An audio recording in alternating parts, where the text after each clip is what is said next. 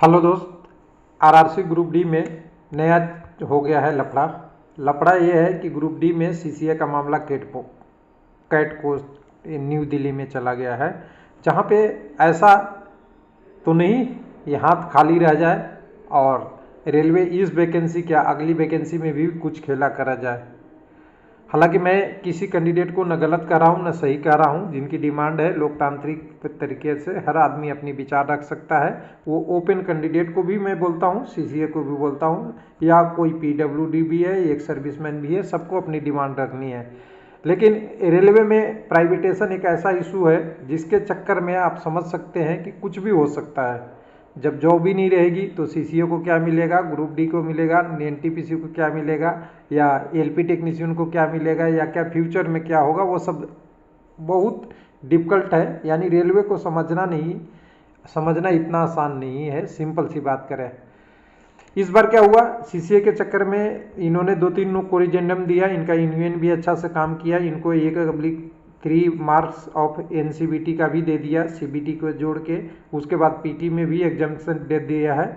अब डिमांड नया आ गई है। तो मैं समझता हूं कि रेलवे एक ऐसा ऑर्गेनाइजेशन है जो एक लिमिट तक टोलरेट तो करता है, लेकिन उस लिमिट से टोलरेट ज़्यादा हो जाती है तो उसको कोई अलग तरीके से लेके चलता है।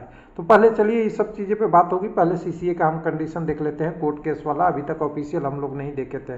तो हम कैट दिल्ली के वेबसाइट पे हैं और इसमें हमें थोड़ा सा एक चीज़ कन्फ्यूजन लग रहा है। बोला गया है कि कोर्ट केस पहले किया गया है, लेकिन यहाँ पे 4 जो एडवोकेट जी हैं इनका नाम के साथ इनमें हमने सर्च किया तो केवल 4 ही केस दिख रहा है और चारों केस सीसीए का ही है।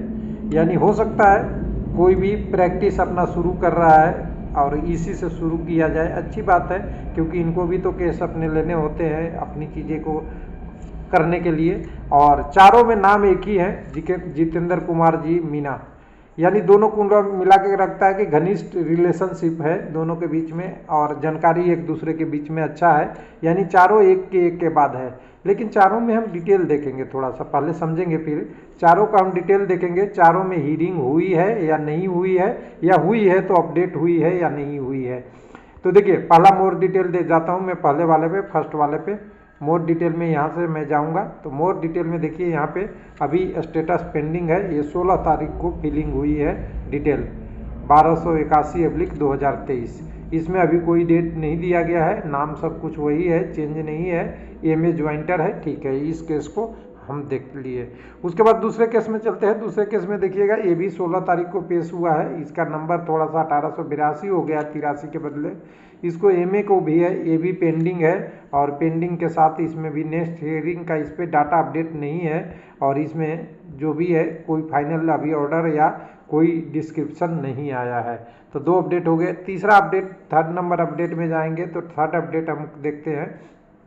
तो ये भी 16 को अपडेट हुआ है, यानी आज है 18 तारीख, तो 16 का हुआ है। ये भी पेंडिंग है। अभी इसमें नेक्स्ट हियरिंग का डेट अपडेट नहीं है, हो सकता है उसी दिन हो जिस दिन केस होगा। तो ये में एग्जम्प्टेड वाला इशू है वगैरह वगैरह ये लिख के आया है, इसमें भी कोई डिटेल नहीं लगी हुई है। उसके बाद चौथा अपडेट है। चौथा अपडेट 17 तारीख को आई है, फिलिंग अप। ये भी पेंडिंग है मिसलेनियस एप्लीकेशन के रूप में, और इसमें भी आपको कोई डिटेल एक्चुअली टेक्निकली अभी नहीं आई है। तो कुल मिला के ये तो है कि केस हुआ है, किसके रिगार्डिंग हुआ है वो सीसीए का है, लेकिन इसका टेक्निकल डिटेल नहीं है। और इस पे टेक्निकल डिटेल नहीं है तो ज़्यादा बोलना सही अभी नहीं है। हालांकि इसमें मामला 2-3 है, दोनों की बात कर लेता हूँ। पहला मामला इसमें है कि सीसीए का डेट एग्जम्प्ट किया जाए, जो नोटिफिकेशन के डियॉन्ड 2019 में फरवरी या मार्च 2004 2000 नहीं अप्रैल था, अप्रैल 12/3/2019 तक का सीसीए जो कंप्लीट कर लिया है उनको बेनिफिट देने का मामला था। सीसीए के लिए 20,753 के आसपास कुछ सीटें हैं, उसमें से 8,000 लोग तो क्वालिफाई कर गए, 8, 8.5, 9 भी हो सकते हैं। बाकी कैंडिडेट जो रह गए वो नहीं क्वालिफाई किए। 17,000 18,000 कुछ अप्लाई किए थे, पूरी एप्लीकेशन भी फॉर्म नहीं हुई थी।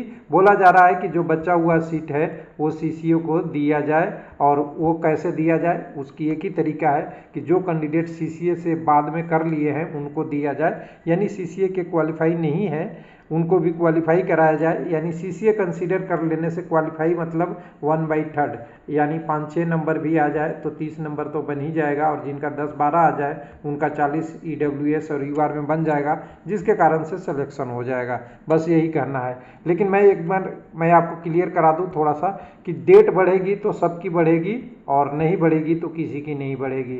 यानी डेट एक्सटेंड करना थोड़ा इतना आसान नहीं है एक व्यक्ति को लिए फाइनल स्टेज पे आके, और ये आपका सीसीए में डेट बढ़ना थोड़ा मुश्किल है। हो सकता है कि सीसीए की कोई सीटें जो बची हुई है उस पर जो लोगों को दे दिया है डीबी मेडिकल एग्जामिनेशन में, उससे बैक नहीं रेलवे आएगी।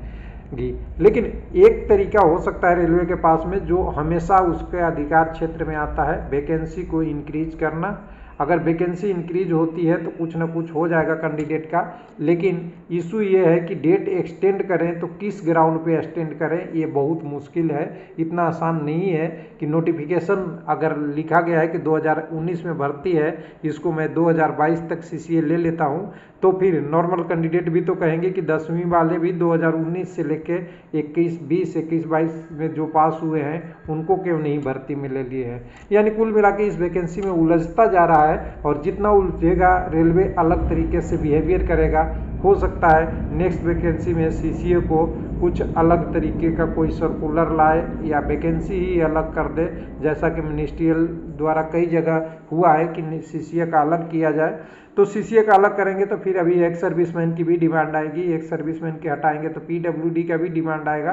तीनों तो हॉरिजॉन्टल रिजर्वेशन ही है, यानी ये अलग होगा और अलग होगा तो ये नोटिफिकेशन ही अलग आई, तब तो अच्छी बात है। सीसीए का भी कोई इशू नहीं रहेगा, एक सर्विसमैन का भी नहीं आएगा। लेकिन इशू होता है कि नोटिफिकेशन निकालने के बाद भी कैंडिडेट नहीं रह जाए तो वो भर्ती खाली ही चली जाएगी, और खाली चली जाएगी तो फिर सर्कुलर जो 1965 वाला जो सीसीए का है उसको भी करना पड़ेगा कि अगर सीसीए की जो पोस्ट खाली होती है वो किसी को नहीं दी जाएगी, वो रिवाइज करके बोलना पड़ेगा कि बैकलॉग में पीडब्ल्यूडी के तरफ जाएगी, और रेलवे के पास एक इतना बड़ा काम हो जाएगा कि बार बार उसी को मेंटेन करते रहेगा पीडब्ल्यूडी की तरह डाटा कि पिछली वैकेंसी में मान लीजिए 500 वैकेंसी थी, 500 में 200 क्वालिफाई किए, 200 के बाद 300 सीट बच गई तो 300 सीट अगले में देना ही पड़ेगा, चाहे कितनी कुछ हो, ये वैकेंसी रिजर्व बैकलॉग में रखनी पड़ेगी।